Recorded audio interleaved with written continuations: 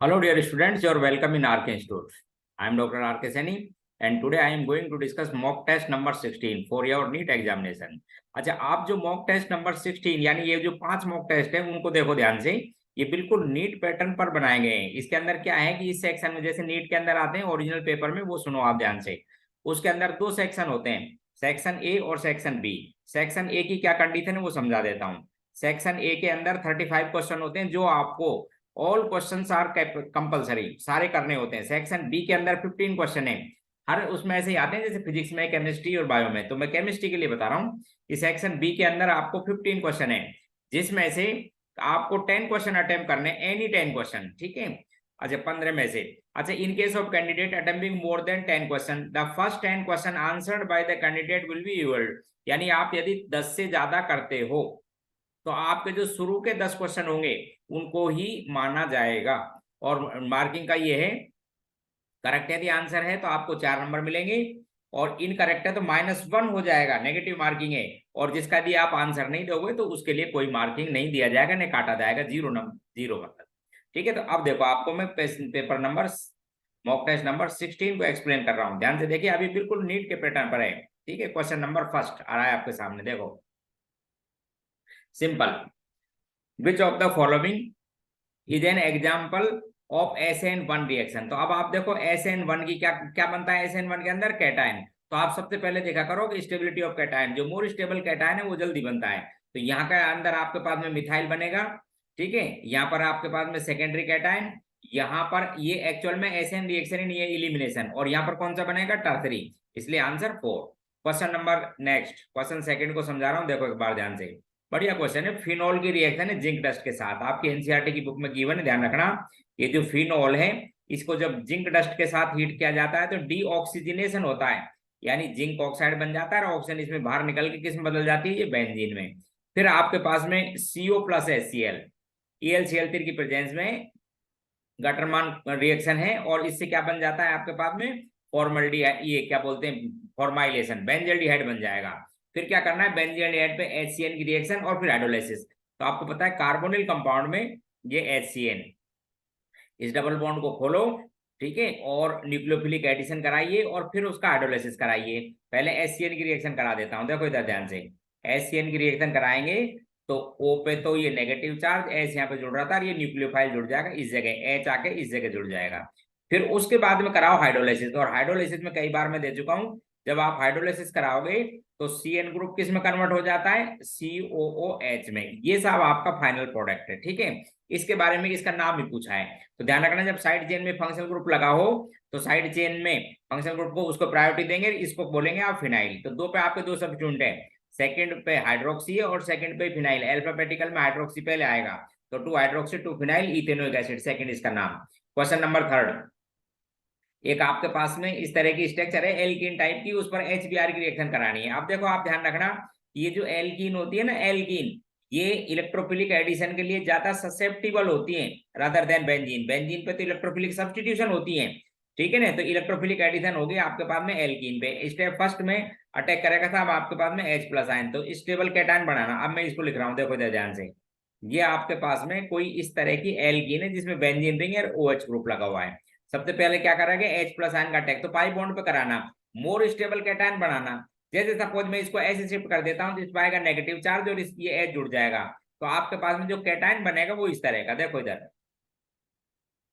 इस पे H जोड़ो, और ये मोर स्टेबल कैटायन भी है क्योंकि जो पॉजिटिव चार्ज है वो रिंग के साथ कंजुगेशन में हो जाएगा, और ये जो OH ग्रुप लगा है वो +M इफेक्ट का भी है, ठीक है, तो इसको स्टेबलाइज करेगा। फिर अगले स्टेप में यहीं पे जोड़ देना आप Br, यहीं पे क्या अटैच कर देना, Br। ध्यान रखना ये मत निकालना, क्योंकि SN रिएक्शन नहीं देते हैं, जो बेंजीन पर जुड़े होते हैं ना न्यूक्लियोफाइल, वो नहीं हटते। तो आप क्या करोगे, बस यहीं पर Br जोड़ दीजिए, यानी इस फर्स्ट कार्बन पे जो बेंजीन रिंग के साथ जुड़ा हुआ, ये सेकंड ऑप्शन, देखो इधर ध्यान से, सेकंड। क्लियर। फिर पूछा है कि identify the reagent this can easily distinguish between first butyne and second. आप देखो मैं इसको कई बार दे चुका हूं, आप समझना। फर्स्ट ब्यूटाइन का मतलब ये होता है कि जो टर्मिनल आपके पास में एल्काइन है वो, और जो सेकंड ब्यूटाइन है नॉन टर्मिनल, उनमें डिफरेंशिएट कैसे करते हैं। तो 2-3 टेस्ट है, आपको बता दूं टर्मिनल एल्काइन के। एक तो आपके पास में टेस्ट है सिल्वर से, सिल्वर नाइट्रेट का अमोनिकल सॉल्यूशन डालते हैं तो व्हाइट पीपीटी बनता है। और एक क्यूप्रस क्लोराइड, यहाँ भी अमोनिकल सॉल्यूशन है, अमोनियम हाइड्रोक्साइड में डालते हैं तो रेड प्रेसिपिटेट आ जाता है, क्यूपर एल्केनाइड का कैसा आ जाता है, रेड पीपीटी।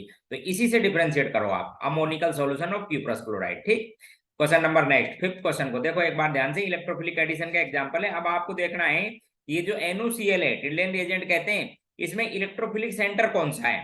तो इस टिल्डेन रिएक्शन में जो इलेक्ट्रोफिलिक सेंटर है वो नाइट्रोसोनियम आयन है, NO प्लस और Cl माइनस।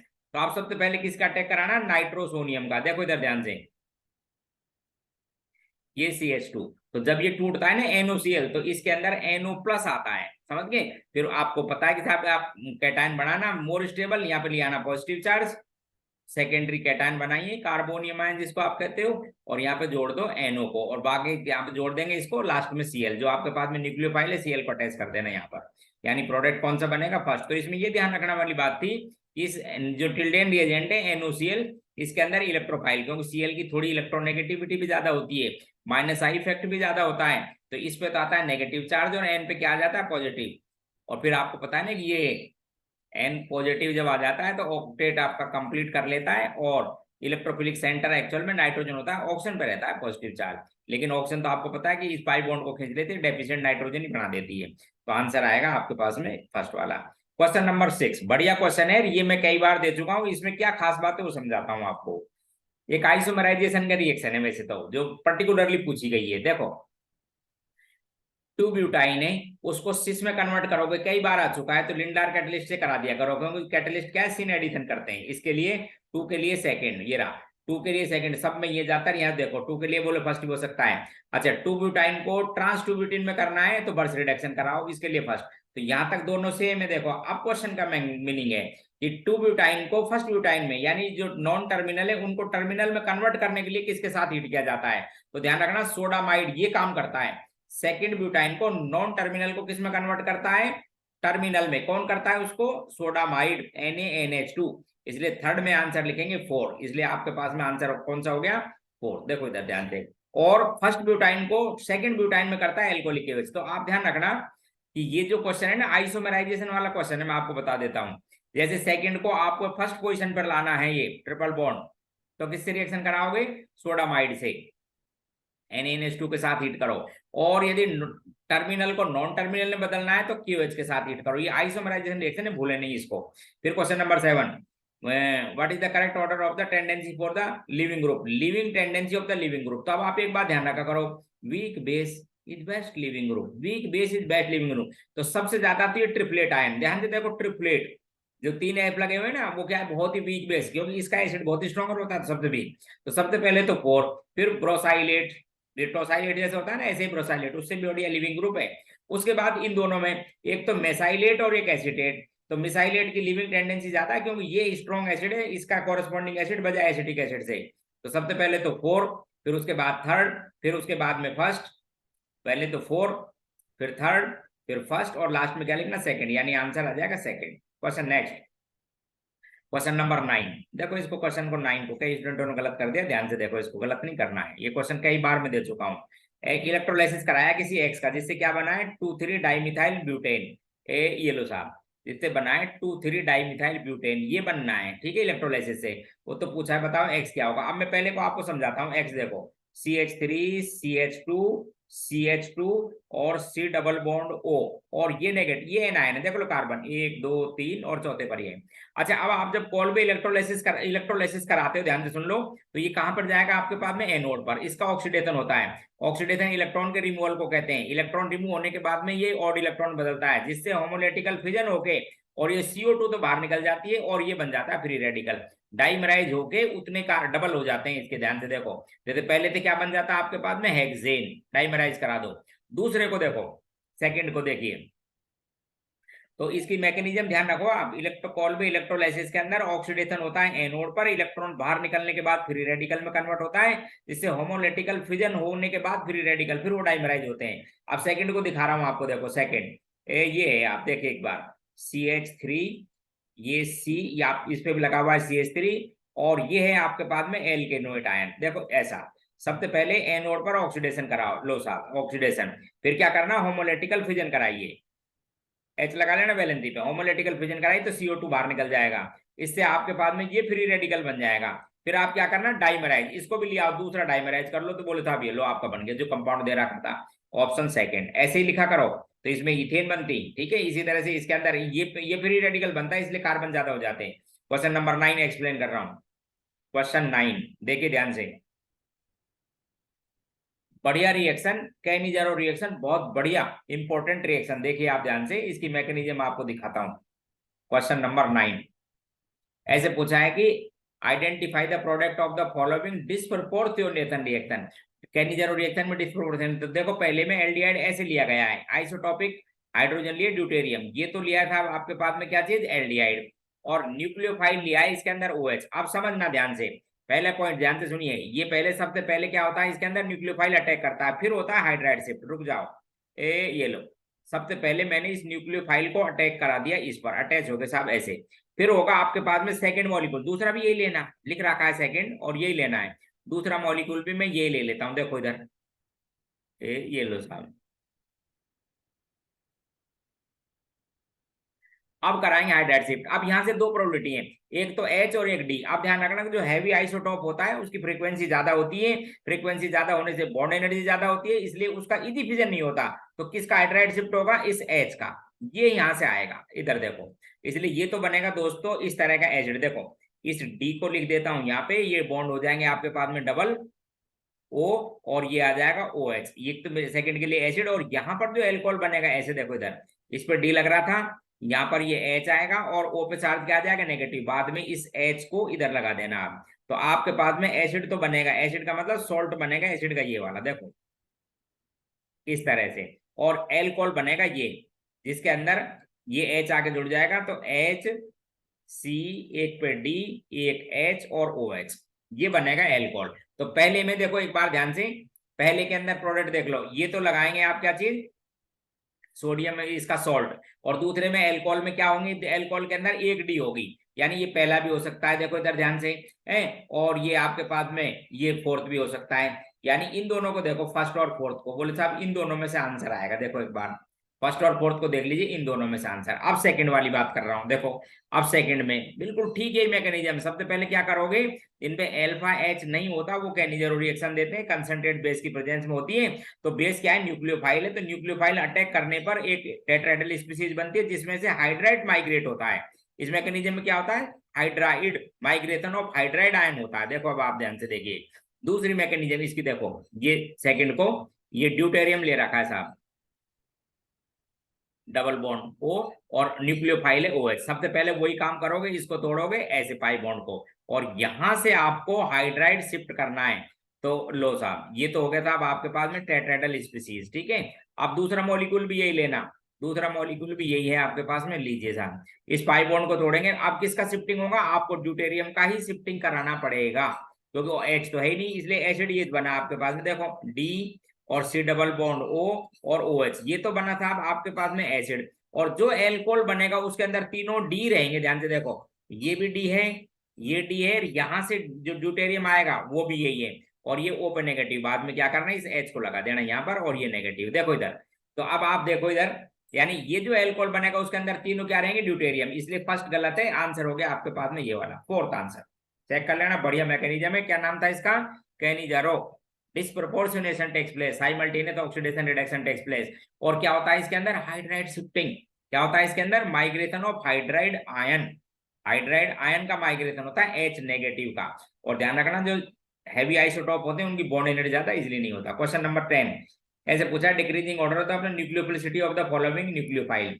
अब आप ध्यान रखो, strong base is strong nucleophile, तो सबसे पहले मिथॉक्साइड आयन, फिर साइनाइड, ये तो वीक है। फिर एक आपके पास में ये टोलुइन पर लगा हुआ है, इसमें बेंजीन पर बेंजीन सल्फोनेट आयन, और एक ये एसीटेट आयन।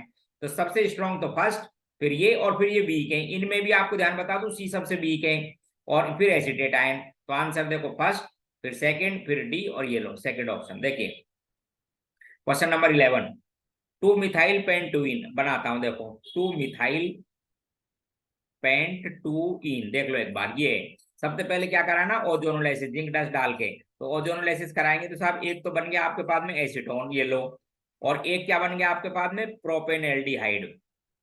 लो साहब, एक बन गया प्रोपेनल्डिहाइड, ये दो प्रोडक्ट बने, आगे समझना ध्यान से, ए और बी हो गए, ठीक है, इनमें कोई सा भी एक है, कोई सा भी है। When A and B separately heated with dilute base, यानी डाइल्यूट बेस की रिएक्शन कराओगे तो एल्डोल कंडेंसेशन करा दी, जैसे NaOH डाल दिया ऐसे, पहले डाइल्यूट बेस के साथ हीट कर, हीट और किया है, एल्डोल कंडेंसेशन ही हो गई, हीटेड विद डाइल्यूट बेस, ठीक है। एंड विद, फिर उसके बाद में क्या किया, and their product are treated with sodium borohydride NaBH4 से रिडक्शन करेगी कार्बोनिल कंपाउंड का। तो पूछा है कि फाइनल प्रोडक्ट के बारे में क्या बात सही है, तो आप समझो, पहले तो इनका एल्डोल कंडेंसेशन कराता हूं, देखो फर्स्ट तो इनके एल्डोल कंडेंसेशन की बात देखिए आप, ये जो प्रोडक्ट बने उनका एल्डोल कंडेंसेशन कराते हैं सबसे पहले, एसीटोन का कराते हैं, देखो एल्डोल कंडेंसेशन में आप दो मॉलिक्यूल ले लेना, सेम सेपरेटली कराए ना ऐसे ही, तो साहब सबसे पहले एक H आके जुड़ जाएगा और ये CH3, और यहाँ पर H निकलेगा जब ये बनेगा न्यूक्लियोफाइल, इस तरह का पहले स्टेप में ये होगा। फिर कंडेंसेशन का मतलब इसको हटाएंगे आप और वाटर बाहर निकल जाएगा, alpha beta unsaturated carbonyl compound इसका बनेगा, ठीक उसी, अच्छा इसका पूरा ही लिख देता हूँ। फिर NaBH4 से जब रिडक्शन करोगे ना, तो ध्यान रखना वो बहुत ही सेंसिटिव रिड्यूसिंग एजेंट है, कार्बोनिल कंपाउंड को करता है, इसको नहीं, तो इसके रिडक्शन से फिर आपके पास में बनेगा, ये देखो इधर ध्यान से, डबल बॉन्ड को ऐसे रहने दो, और कार्बोनिल कंपाउंड को किस में कन्वर्ट कर देगा, वो एल्कोहल में, कीटोन है इसलिए सेकेंडरी एल्कोहल बन जाएगा, ये लो इसका तो बना ये। अब इसका भी कहनी जरूरी है, पहली एल्डोल कंडेंसेशन कराओ, न्यूक्लियोफाइल बनाओ यहाँ से एल्फा से, ये बनेगा न्यूक्लियोफाइल, और इसका अटैक कराओ दूसरे मॉलिक्यूल पर, ये रहा, इसके दूसरे मॉलिक्यूल पर अटैक कराएंगे, इस पाई बॉन्ड को खोलो और इस कार्बन को यहाँ पर देखो इधर ऐसे, CH3 CH2, इस C पे क्या आ जाएगा आपके पास में OH, और ध्यान रखना ये कार्बन जुड़ेगा ये इस तरह का, तो मैं इसको यहाँ लिख देता हूँ, इस पे CH3 है और आगे ये CHO, हीट भी करोगे तो ये वाटर बाहर निकाल के यहाँ पे डबल बॉन्ड बना देना ऐसे, और फिर रिडक्शन करना इसका, जब इस एल ये रहेगा तो इसका रिडक्शन करोगे तो ये बनेगा, देखो एक दो ये तीन कार्बन हो गए, डबल बॉन्ड ही रहेगा, इस पर CH3, और ये किस में बदल जाएगा, एल्कोहल में। लो साहब ये इसका प्रोडक्ट था, अब पढ़ के सुना देता हूँ। पहला, equal number of carbon atom in their parental cell, तो इसमें देख लो कितने नंबर कार्बन है, 1 2 3 4 5, यहाँ भी चेक कर लो, 1 2 3 4 5, सही है। दूसरा, दे आर पोजिशन आइसोमर, बिल्कुल है साहब, ये फर्स्ट एल्कोहल है, फर्स्ट पे लगा हुआ है, और ये किस पर लगा हुआ है, सेकंड पे, बिल्कुल पोजीशन है। They have same functional group, बिल्कुल एल्कोहल और ईन है दोनों के अंदर, दोनों एल्कोहल, तो इसके अंदर आंसर लिखेंगे डी। अब देखो बढ़िया रिएक्शन थी, आपको समझा देता हूँ, ओजोनोलाइसिस भी था, एल्डोल कंडेंसेशन भी था, और NaBH4 की एप्लीकेशन भी थी। तो आपको बता दूं आजकल तो ऑर्गेनिक केमिस्ट्री का पैटर्न यही हो गया है, ध्यान रखना आप, ऑर्गेनिक केमिस्ट्री में डायरेक्ट क्वेश्चन बहुत कम आते हैं, बस इस तरह के क्वेश्चन पूछ लेते हैं, जिससे फायदा होता है एग्जामिनर को कि एक क्वेश्चन में 3 4 रिएक्शन आ जाती हैं। अगला क्वेश्चन देखो, अब आप क्वेश्चन नंबर 11 के बाद 12 देखो, तो ये बहुत अच्छी important reaction, predict the reaction, ठीक है, क्लोरोबेंजीन की रिएक्शन कराइए, आपको समझा दूं, वैसे तो आपको पता है ना, ये जो हेलोबेंजीन होती है ये एसएन रिएक्शन नहीं देती, दो ही कंडीशन है, या तो विग्रस कंडीशन या स्ट्रॉन्ग बेस। विग्रस कंडीशन में तो एक मेसेनहेमर कॉम्प्लेक्स बनता है, और जो स्ट्रॉन्ग बेस है उसमें बेंजाइन बनती है, बेंजाइन, जिससे रिएक्शन आगे चलती है। तो इसमें क्या है कि स्ट्रॉन्ग बेस डाल रखा है पोटेशियम अमाइड, ठीक है, लिक्विड अमोनिया के प्रेजेंस में है, तो सबसे पहले क्या करना है, एक बेंजाइन बनेगा, पहले इलिमिनेशन होगी, देखो एक बार ध्यान से आपको समझा दूं इसकी मैकेनिज्म। सबसे पहले ये आपके पास में क्या है, क्लोरीन, तो सबसे पहले स्ट्रॉन्ग बेस जो डाल रखा है, स्ट्रॉन्ग बेस, इसमें से क्या करेगा, डीप्रोटोनेशन, यहाँ से क्या करेगा, डीप्रोटोनेशन, ये निकलेगा इस पर नेगेटिव चार्ज, फिर HCl, यानी कुल मिलाकर पहले स्टेप में इलिमिनेशन होता है, जिससे ये किस में कन्वर्ट हो जाती है, बेंजाइन में, इस ट्रिपल बॉन्ड को कहते हैं एलो साहब, ये बेंजाइन। अब इसमें जो मार्क कर रखा है ना, उस कार्बन को मैं लिख देता हूँ, ये कार्बन मार्क कर रखा है, आइसोटोपिक या कुछ ऐसा है, तो यहाँ पर बना हुआ है, ठीक है। अगले स्टेप में साहब न्यूक्लियोफाइल अटैक करेगा। अब न्यूक्लियोफाइल में आपको पता है दोनों बातें, इस बॉन्ड को मैं ऐसे भी शिफ्ट कर सकता हूं, तो यहाँ पर न्यूक्लियोफाइल जुड़ेगा, और यदि इस तरह से शिफ्ट कर दूंगा तो यहाँ पे तो दोनों बनेंगे। तो ये तो आपके पास में जो बनेगा ना, ये प्रोडक्ट जिस कार्बन पे जुड़ा हुआ है वो तो सेम एसएन रिएक्शन है, और इसको कहते हैं साइन सब्स्टिट्यूशन प्रोडक्ट, क्या कहते हैं इसको, साइन सब्स्टिट्यूशन, जो उसके एडजेसेंट कार्बन पर जुड़ता है NH2, तो दोनों सही है, इसके अंदर फोर्थ आंसर, इंपॉर्टेंट रिएक्शन है, ध्यान रखना। क्या है इंटरमीडिएट, बेंजाइन, क्या बनती है, बेंजाइन, साइन सब्स्टिट्यूशन प्रोडक्ट ही बनता है, ठीक है। नेक्स्ट क्वेश्चन नंबर 13 को दिखाता हूं, देखो कोऑर्डिनेशन लिखा है, एम्बिडेंटेड लिगेंड कौन से हैं, तो एक तो NO2, ये ध्यान से देखो, एम्बिडेंटेड समझते हो ना, तो इसके अंदर डोनर एटम एक से ज्यादा, लेकिन दोनों एक साथ नहीं जुड़ते हो, एक मेटल से, उसको कहते हैं एम्बिडेंटेड। एक तो ये एक आपके पास में ये है थायोसाइनेट वाला, देखो इधर, इसके अंदर भी दो डोनर साइट है, नाइट्रोजन भी हो सकती है, सल्फर भी हो सकती है। जैसे इसके अंदर डोनर साइट O हो सकती है, N हो सकती है, लेकिन दोनों एक साथ नहीं जुड़ती क्योंकि 3 मेंबर रिंग बनेगी। इसके अंदर भी या तो N जुड़ेगा या S जुड़ेगा, क्योंकि दोनों एक साथ नहीं जुड़ सकते, क्योंकि बीच के कार्बन पर कार्बन स्टेट है sp, जो रिंग नहीं बना सकते। ठीक है, स्ट्रेट ही रहता है। तो ये दो ही थे आपके पास में, first and fifth, answer third वाला। अब क्वेश्चन है correct order of the melting point. अब समझो आप इस क्वेश्चन में क्या कंफ्यूजन है वो बता देता हूं, ध्यान रखना, ध्यान रखना। सबसे पहली बात, मेल्टिंग पॉइंट ये जो होते हैं ना 3 डायमेंशनल नेटवर्क स्ट्रक्चर, जैसे डायमंड है, जैसे SiO2, इनको कोवेलेंट क्रिस्टल कहते हैं। तो सबसे ज्यादा तो कोवेलेंट क्रिस्टलों के मेल्टिंग पॉइंट, बॉइलिंग पॉइंट, फिर किसी आयनिक कंपाउंड का, फिर लिथियम फ्लोराइड का, यहाँ तक दोनों सही है। ठीक है, आगे सुनो। अब इस H2O2 में, H2O में सुन लो, देखो भूल मत जाना, एनसीईआरटी बेस्ड भी है, आपको समझा देता हूँ। बॉइलिंग पॉइंट तो H2O2 का ज्यादा होता है, 150 डिग्री सेंटीग्रेड, और इसका 100 डिग्री सेंटीग्रेड। और जो मेल्टिंग पॉइंट की बात है वो H2O का ज्यादा होता है, आपको बता दूं 0 डिग्री सेंटीग्रेड, और इसका माइनस में 1.3 या कुछ इस तरह का। समझ गए, रीजन सुन लो। क्योंकि H2O तो क्या है, एक्चुअल में प्लेनर है, प्लेनर मॉलिक्यूल है, इसलिए पैकिंग स्ट्रांग हो जाती है, क्लोजली पैक्ड हो जाता है। और ये जो H2O2 है ये ओपन बुक लाइक स्ट्रक्चर है, इसकी ध्यान से सुन लो। कैसे ओपन बुक लाइक, इसलिए नॉन प्लेनर, तो मॉलिक्यूल की क्लोजली पैक्ड नहीं हो पाता, इसलिए इसका मेल्टिंग पॉइंट वाटर के मेल्टिंग पॉइंट से कम होता है, ध्यान रखना। और बॉइलिंग पॉइंट में पैक की जरूरत नहीं है, लिक्विड स्टेट में अट्रैक्शन चेक करना है, हाइड्रोजन बॉन्ड और मोलर मास ज्यादा। तो जब मेल्टिंग पॉइंट पूछा जाएगा तो उस केस में H2O का मेल्टिंग पॉइंट H2O2 से ज्यादा रहेगा, एक लाइन। और जब बॉइलिंग पॉइंट पूछा जाएगा तो H2O2 का बॉइलिंग पॉइंट वाटर से ज्यादा रहेगा, और बहुत ज्यादा रहेगा, ध्यान रखना। ठीक, बढ़िया क्वेश्चन। फिर ऑक्सीडेशन स्टेट ऑफ कोबाल्ट, तो आप क्या किया करो, जिसकी पूछी गई है उसको x बोल दिया करो। तो दो तो हो गए x, ये भी -1, ये -1, और ये -4, तो 6 को डिवाइड कर दो 2 से तो +3 आ जाएगी। फिर पूछा out of the following isoelectronic species number of electron count करो, फर्स्ट ऑप्शन। ठीक है, स्टेटमेंट अबाउट, देखो इधर ध्यान से, colour of halogen due to electronic transition from HOMO LUMO, बिल्कुल सही, ध्यान से सुन लो। क्योंकि जो हेलोजन का कलर आता है उसमें क्या होता है कि जो एंटी बॉन्डिंग के इलेक्ट्रॉन है, देखो इसका, ये तो बॉन्डिंग के दोनों भरे रहते हैं, एंटी बॉन्डिंग 2px और एंटी बॉन्डिंग 2py, ये होते हैं फुलफिल्ड, होमो कहते हैं इनको। और एंटी बॉन्डिंग का ही 2pz, ठीक है, वो रहता है एम्प्टी ऑर्बिटल, ये होमो और ये लुमो, विजिबल रीजन से इलेक्ट्रॉन आते जाते रहते हैं, जिसलिए कलर आता है, सही क्वेश्चन है। दूसरा बॉन्ड एनर्जी, ये भी इंपॉर्टेंट है और एक्सेप्शन भी है, क्लोरीन की बॉन्ड एनर्जी इलेक्ट्रॉनिक रिपल्सन की वजह से क्लोरीन ब्रोमीन से कम हो जाती है, सही है। ऑक्सीडाइजिंग पावर ऑफ हेलोजन, ये भी सही है, फ्लोरीन स्ट्रॉन्गेस्ट ऑक्सीडाइजिंग एजेंट है। दूसरा है NaH इज मेटेलिक हाइड्राइड, यहाँ पे खास बात। अब हाइड्राइड होते हैं 3 तरह का, आपको बता दूं, एक तो होते हैं आयोनिक, या सॉल्ट लाइक भी कहते हैं, या स्लाइन कहते हैं, वो तो बनाते हैं आयनिक नेचर के। तो ये जो आप यानी मेटेलिक नेचर के जो होते हैं मेटल, जो आयन बना लेते हैं, S ब्लॉक के पर्टिकुलरली आते हैं। ठीक है, तो NaH कैसा है, इसको आयनिक भी बोलते हैं, इसको स्लाइन भी बोलते हैं, और इसको क्या कह देते हैं आप, क्या कहते हैं, और इसको आयनिक स्लाइन और सॉल्ट लाइक हाइड्राइड। तो ये मॉली मेटेलिक नहीं है, आप ध्यान रखना। मेटेलिक कौन बनाते हैं, डी ब्लॉक के, उनको इंटरस्टिशियल हाइड्राइड भी कहते हैं। तो ये इनकरेक्ट था, ऑप्शन 4, गलती मत कर जाना, एनसीईआरटी की बुक में साफ क्लासिफिकेशन लिखा हुआ है। आप बुक को बहुत अच्छी तरह पढ़ें दोस्तों, बहुत अच्छी तरह, सब चीज वही मिल जाएंगी। अब ज्यादातर तो बच्चों ने मेरे को तो यही गलत बताया, बोले साहब ये मेटेलिक क्यों नहीं है। अरे मेटेलिक की डेफिनेशन इंटरस्टिशियल को कहते हैं, जब डी ब्लॉक के जो वॉइड्स होते हैं क्रिस्टल्स, उनमें हाइड्रोजन ऑक्यूपाई हो जाता है, उनको कहते हैं मेटेलिक। इंटरस्टिशियल भी कहते हैं, उसके अंदर हाइड्राइड गैप भी लिखाता हूं मैं तो, ग्रुप नंबर 7, 8 और 9, ये जो ग्रुप के एलिमेंट है ये हाइड्रोजन के संग इंटरस्टिशियल हाइड्राइड नहीं बनाते, इसको कहते हैं हाइड्राइड गैप, भूलना नहीं।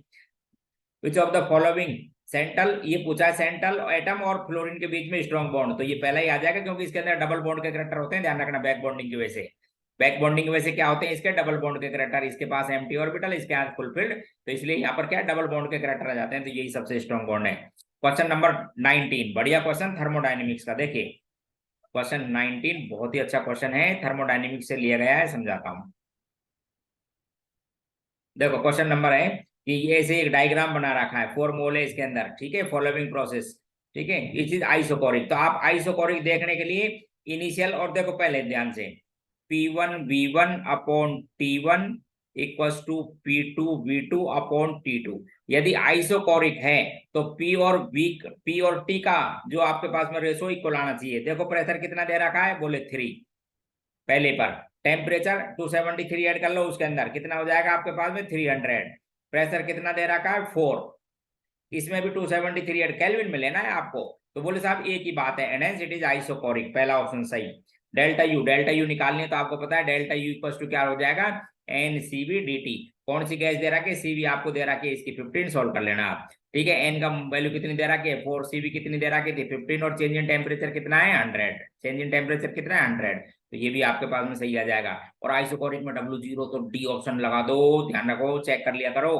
ठीक है, question number next 20, endothermic process, तो यही पहले हो गया, ध्यान से देखो कि जो पॉलीवैलेंट एनायन का फॉर्मेशन ऑलवेज एंडोथर्मिक, क्योंकि रिपल्सन होगा एनायन और इलेक्ट्रॉन में। और बाकी ध्यान से देखो, ये फर्स्ट इलेक्ट्रॉन गेन एंथैल्पी जो जनरली किसके संग होती है, पॉजिटिव नेगेटिव साइन के संग, मतलब प्रोसेस कहता रहता है एक्सोथर्मिक। तो क्वेश्चन नंबर 20 में first answer. Next question number 21 को एक्सप्लेन कर रहा हूं, देखो क्वेश्चन नंबर 21। अच्छा, अब ये इलेक्ट्रोनेगेटिविटी की एप्लीकेशन है, देखो ध्यान से। इस मेटल की M1 की इलेक्ट्रोनेगेटिविटी दे रखी है 3.5, 3.4, ऑक्सीजन की होती है 3.5 और हाइड्रोजन की होती है 2.1। अब रूल ये है कि जो जितना पोलर बॉन्ड होगा, जितनी इलेक्ट्रोनेगेटिविटी में डिफरेंस है, जो पोलर बॉन्ड है उसी का डिसोसिएशन होता है वाटर में। तो जब आप इसको डिसोसिएट करोगे तो सॉल्यूशन में क्या आ जाएगा, H+ आयन एसिडिक। दूसरे केस में क्या लिख रखा है, इधर देखो, दूसरे केस में इस मेटल की M2 की इलेक्ट्रोनेगेटिविटी दे रखी है 1.2, ऑक्सीजन की वही है और हाइड्रोजन की वही है। अब डिफरेंस इसमें ज्यादा है, जहां पे डिफरेंस ज्यादा, जो ज्यादा पोलर बॉन्ड है उसी को तोड़ो, इसलिए सॉल्यूशन में क्या आएगा, OH आयन। तो फर्स्ट आंसर आ जाएगा, पहले वाला एसिडिक है, दूसरे वाला बेसिक। फिर लिखा है हीटिंग और on in absence of air below melting point, क्या कहते हैं उसको, calcination. In absence of air क्या कहते हैं, कैल्सिनेशन। और इन प्रेजेंस ऑफ और क्या कहते हैं, रोस्टिंग। तो ये इन एब्सेंस ऑफ एयर था, calcination. Question next, which of the following reaction HCF act as a fluoride acceptor. तो इसमें से फ्लोराइड एक्सेप्टर करेगा तो एनायन चार्ज आ जाएगा, देखो थर्ड ऑप्शन बिल्कुल डी ब्लॉक, उसमें पी ब्लॉक में जो आपके पास में ग्रुप नंबर 18 है उसकी रिएक्शन है, आपकी बुक में गिवन है, ध्यान रखना। ये जो है ना फ्लोराइड एक्सेप्टर की तरह भी बिहेव करते हैं और फ्लोराइड डोनर की तरह भी बिहेव करते हैं। जब +6 में आ जाता है ना ये, तो डी ऑर्बिटल में पकड़ बढ़ जाती है, इसलिए एक्सेप्टर कर लेता है। कब पर्टिकुलरली किसमें, एक लिथियम को छोड़ दो, फर्स्ट एक एल्कली मेटल फ्लोराइड के साथ। Question next, which crystalline system has all 4 kind of unit cell. अच्छा देखो 4 कौन से होते हैं, एक तो प्रिमिटिव, एक बॉडी सेंटर्ड, एक आपके पास एंड सेंटर्ड और एक फेस सेंटर्ड। आप ध्यान रखना, इस ऑर्थोरोम्बिक, जो ऑर्थोरोम्बिक टाइप के क्रिस्टल, इसमें चारों तरह की यूनिट सेल मिलती हैं, इनको याद करें आप। ठीक है, which reaction in positive delta G, positive का मतलब जो रिएक्शन पॉसिबल नहीं है, तो आयोडीन वाटर में डिजोल्व नहीं होती क्योंकि HI स्ट्रॉन्ग रिड्यूसिंग एजेंट है, इसलिए ये रिएक्शन होगी फेजिबल। और जब ये रिएक्शन होगी फेजिबल तो इसकी डेल्टा जी नेगेटिव, इसलिए फॉरवर्ड रिएक्शन की पॉजिटिव। ये आंसर 4, ये भी आपकी बुक से लिया है। अगला क्वेश्चन नंबर 26 बता रहा हूँ। क्वेश्चन पूछा है कि correct about the group number 13 and period number 3। एक एलिमेंट है, ग्रुप नंबर तो 13 यानी बोरॉन फैमिली हो गई, और पीरियड कौन सा है 3, पीरियड 3 का मतलब एल्यूमिनियम के बारे में हो गया। तो क्वेश्चन देख लो, it's oxide soluble in NaOH as well as, ठीक है, एम्फोटेरी के साथ। ठीक है, it's passive toward the concentrate, बिल्कुल एल्यूमिनियम पे कंसंट्रेट HNO3 के लिए कहता होता है पैसिव का मतलब समझते हो कि इसकी सरफेस पर मेटेलिक नेचर ज्यादा है, लैटिस एंथैल्पी ज्यादा है, इसलिए ऑक्साइड की प्रोटेक्टिव लेयर बनती है।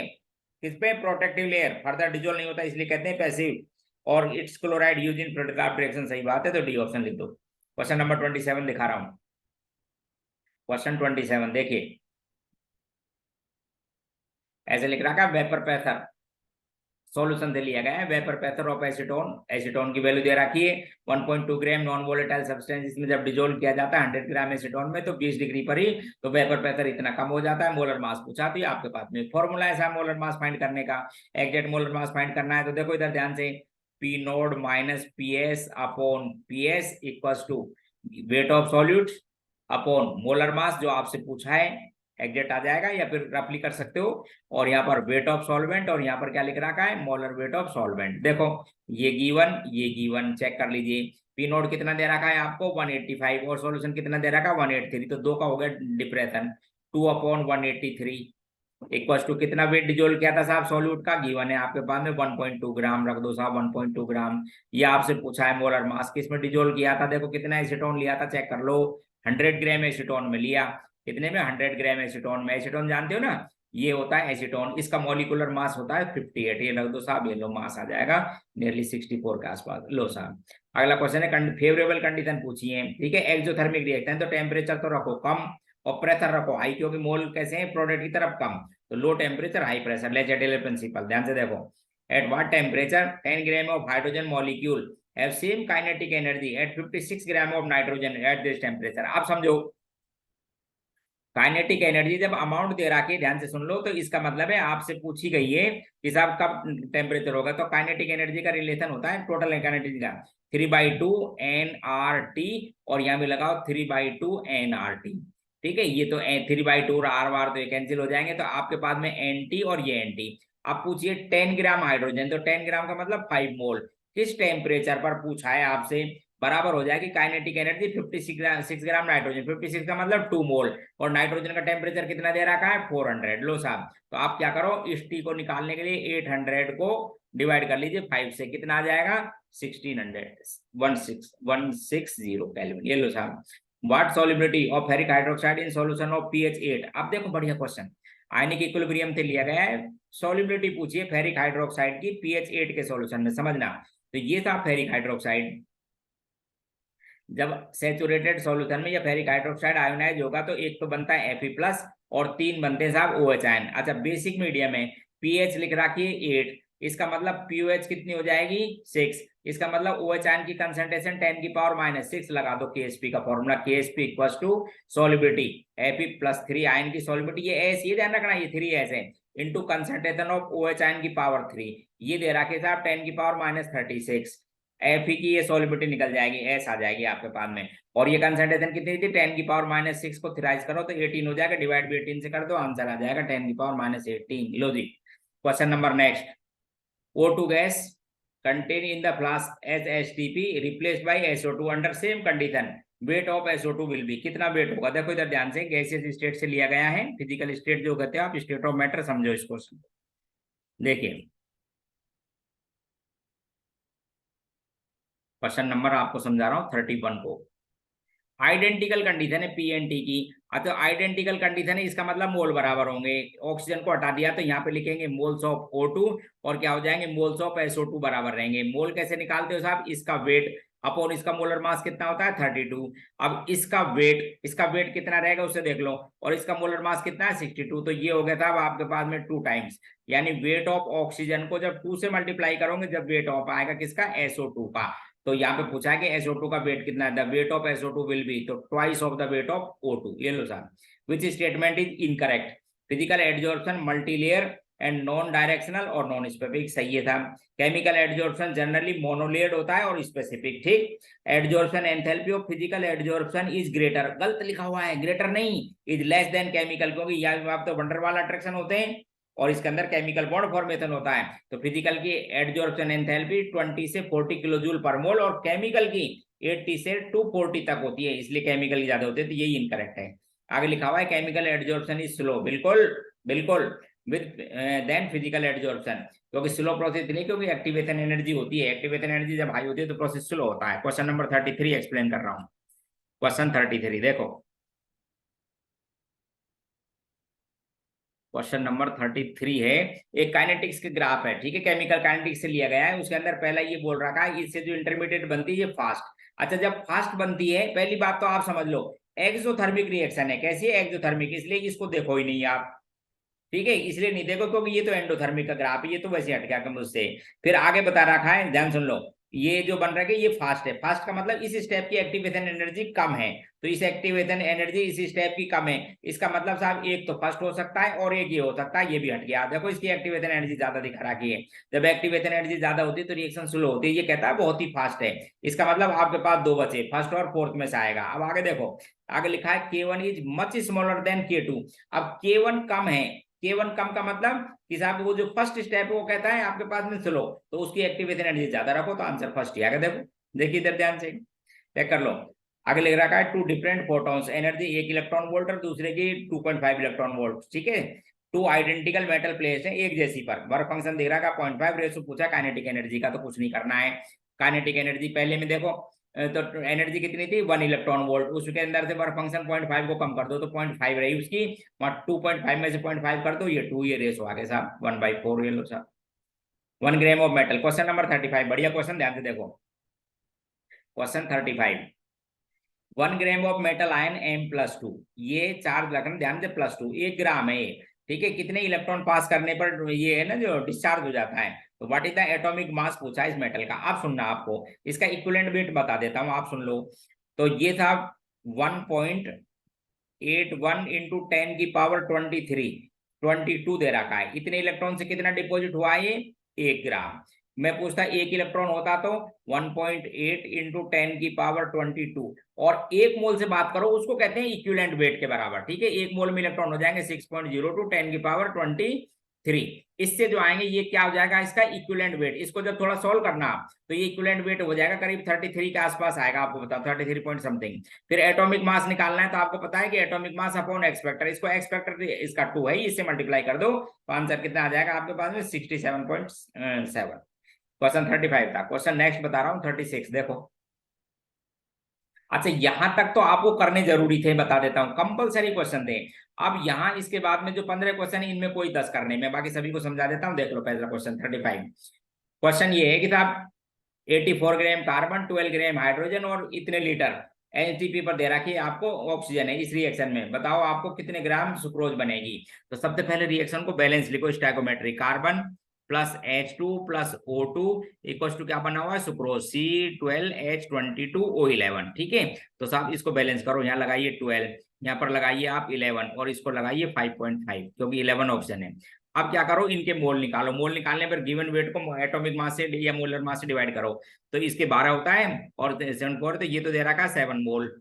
ये हो गया था आपके पास में 6 मोल, और ये हो जाएगा एचटीपी पर निकालो 56 को 22.4 से मल्टीप्लाई करके, तो ये हो जाएगा आपके पास में 2.5 मोल्स। अब क्या करना है, ये जो गिवन मोल है उनको स्टैकोमेट्रिक कोएफिशिएंट से डिवाइड कर दिया करो, जिससे क्या लिमिटिंग रिएजेंट का पता लग जाता है।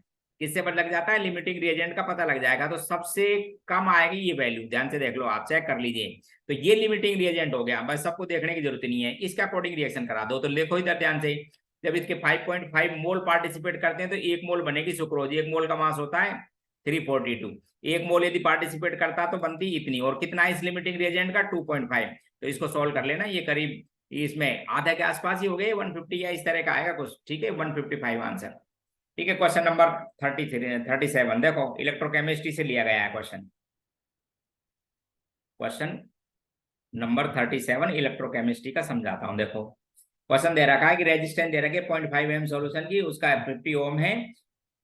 सेल की आपको डिस्टेंस दे रखी है इलेक्ट्रोडों की, एरिया दे रखा है, और मोलर कंडक्टिविटी पूछे। यूनिट देख लो, साइमेंस मीटर स्क्वायर मोल इनवर्स में। तो जब मोलर कंडक्टेंस की यूनिट पूछोगे तो स्पेसिफिक कंडक्टेंस भी सी आनी चाहिए, ओम मीटर इनवर्स के अंदर।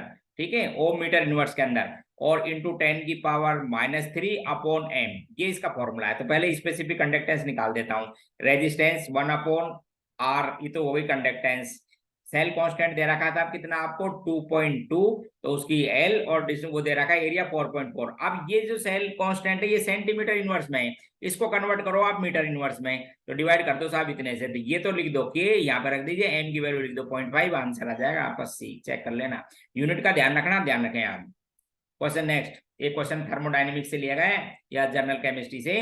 What amount of heat release when 31 point इतने gram are seen is following reaction, इतनी बनेगी। तो अब इस रिएक्शन को देखो एक बार, अब बताओ मुझे इस रिएक्शन में कितनी आर सीन बनी हुई है। ध्यान से देखो, बोले साहब 2 मोल, 1 मोल का मास आर्सेनिक का होता है 75 और 3 ये, तो 78 ग्राम होता है 1 मोल का।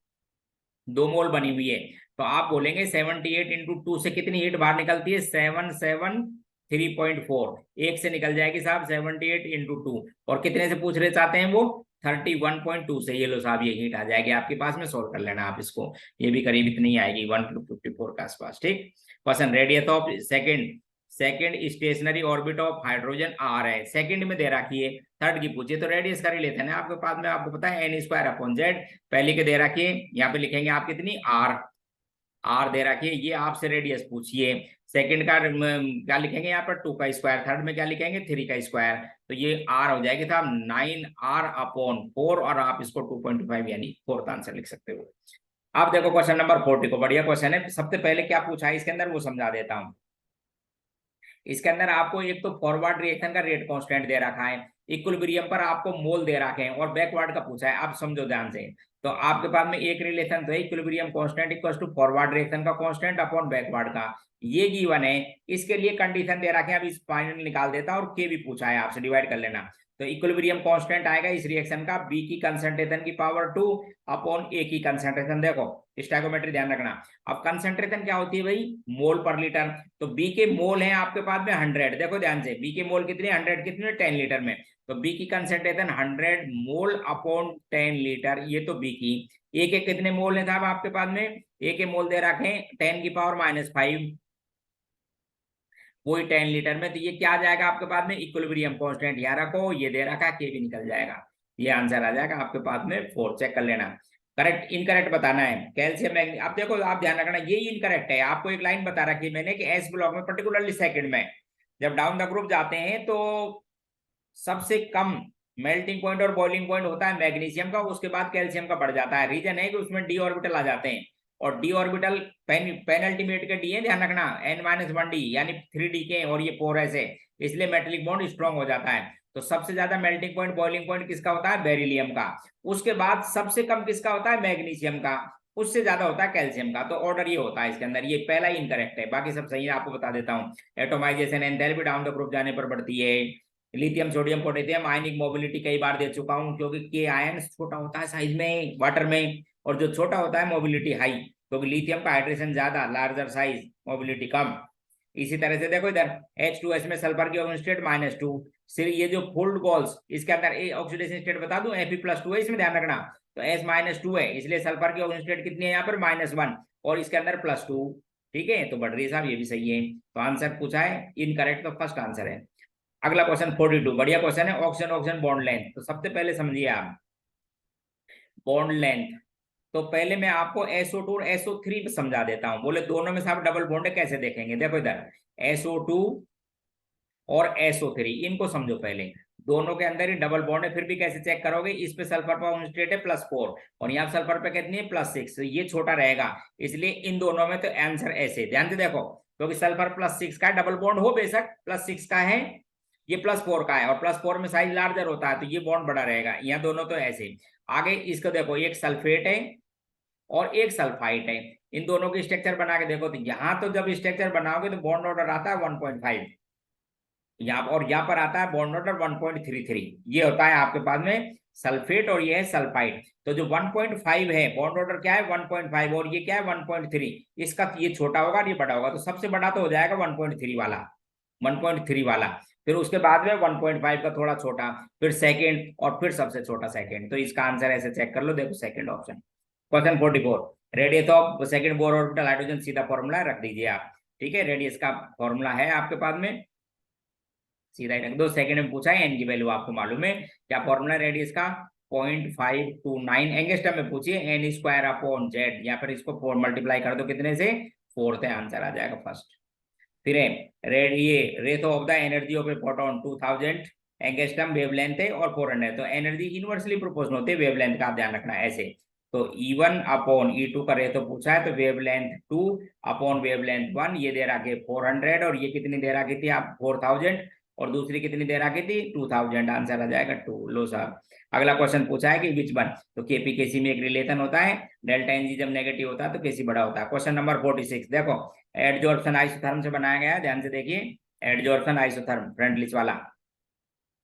टेम्परेचर बढ़ाने पर फिजिकल एडजॉर्प्शन कम हो जाता है, यहाँ पर एडजॉर्प्शन की वैल्यू ज्यादा, इसलिए टेम्परेचर कम, फिर एडजॉर्प्शन कम टेम्परेचर ज्यादा, एडजॉर्प्शन कम टेम्परेचर और ज्यादा। इससे पहले वाले क्वेश्चन पेपर में भी मैंने आपको ऐसा ही क्वेश्चन डाला था, इसलिए option third. Question number 47, most stable among the following alkene बतानी है। तो आप ध्यान रखना ये आइसोब्यूटाइन, क्योंकि इसके अंदर एल पर हाइड्रोजन तो तीनों बराबर है 666, ठीक है। लेकिन जब आप इसकी हाइपर कॉन्जुगेटिव स्ट्रक्चर बनाएंगे तो प्राइमरी कार्बन पे नेगेटिव चार्ज आएगा, इंपॉर्टेंट पॉइंट, और प्राइमरी कार्बन नेगेटिव चार्ज वाला ज्यादा स्टेबल होता है। पहले एल पे चेक कर लिया करो, इसके अंदर ओनली 2, इन दोनों में 6।